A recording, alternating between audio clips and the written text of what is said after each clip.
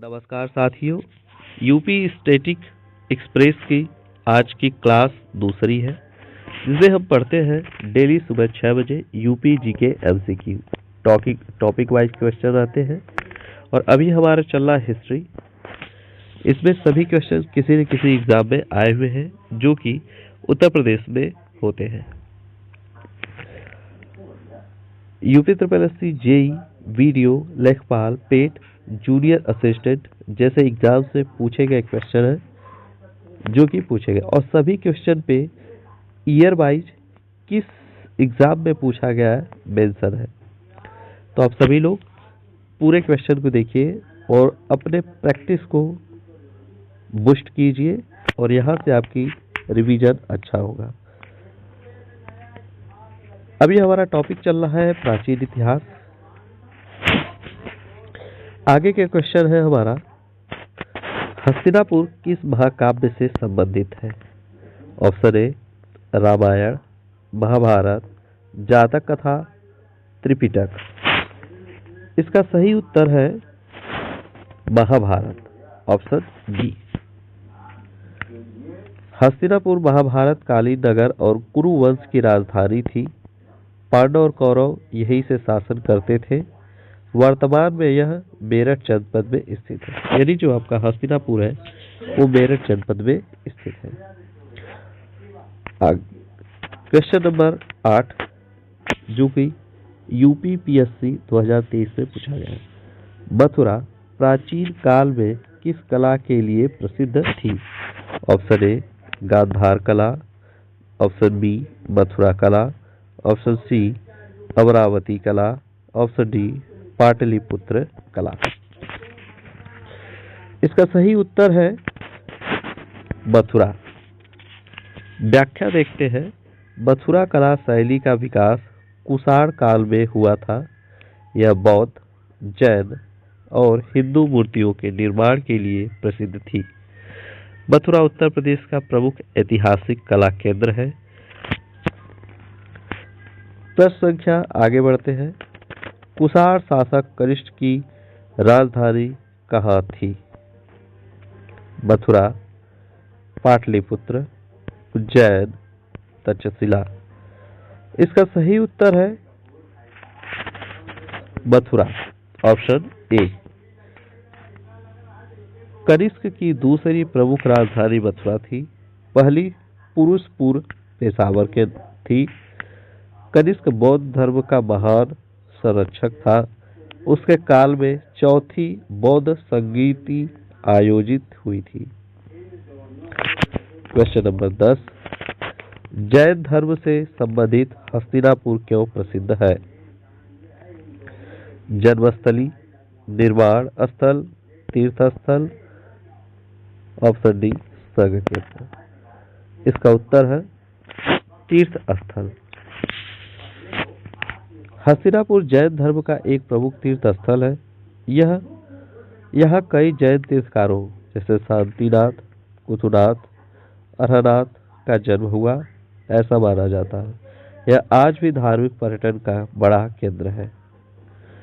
प्रश्न संख्या 11, महाजनपद काल में कितने महाजनपद थे?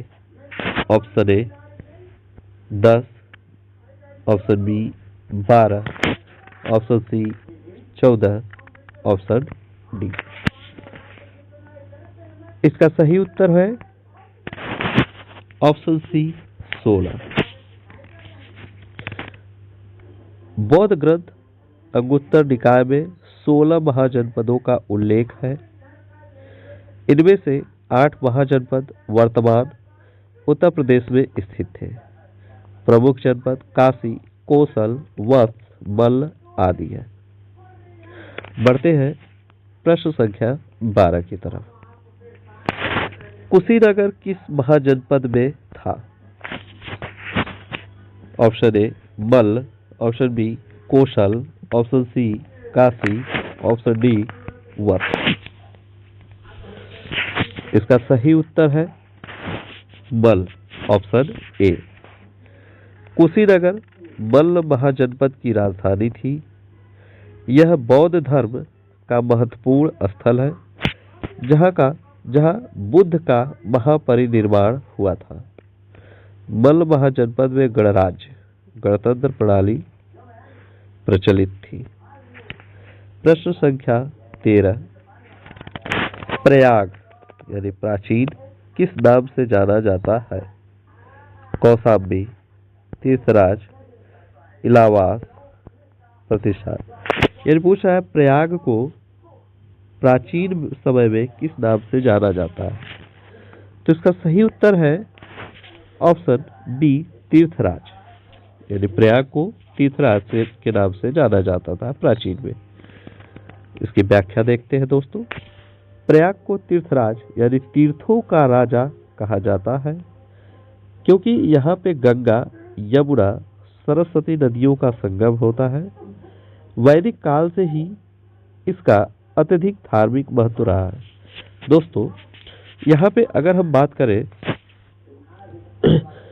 तो जो प्रयाग है, प्रयाग को प्राचीन में हम तीर्थराज के नाम से जानते थे। प्रयाग को हम प्राचीन समय में तीर्थराज नाम से जानते थे। फिर उसके बाद प्रयाग को इलाहाबाद के नाम से जाना जाने लगा। फिर उत्तर प्रदेश में जब से बीजेपी सरकार आई, यहाँ के मुख्यमंत्री आदित्यनाथ योगी जी ने जब से कार्यभार संभाला, उन्होंने प्रयाग यानी इलाहाबाद का नाम बदलकर प्रयागराज कर दिया है, जो कि वर्तमान समय में प्रयाग को ही प्रयागराज नाम से जाना जाता है। बढ़ते हैं प्रश्न संख्या 14 की तरफ। महावीर स्वामी का जन्म कहाँ हुआ था? Option A Ayodhya, option B Kushinagar, option C Vaishali, option D Shravasti. तो दोस्तों इसका सही उत्तर है वैशाली, ऑप्शन सी। महावीर स्वामी का जन्म वैशाली के कुंड ग्राम के निकट हुआ था। वैशाली उस समय वज्र संघ का एक प्रमुख गणराज्य था। यह स्थान जैन धर्म का पवित्र तीर्थ स्थल है। प्रश्न संख्या 15, उत्तर प्रदेश में वैदिक संस्कृति का प्रमुख केंद्र कौन सा था? Option A Kashi, option B Ayodhya, option C Hastinapur, option D Mathura. इसका सही उत्तर है ऑप्शन सी हस्तिनापुर।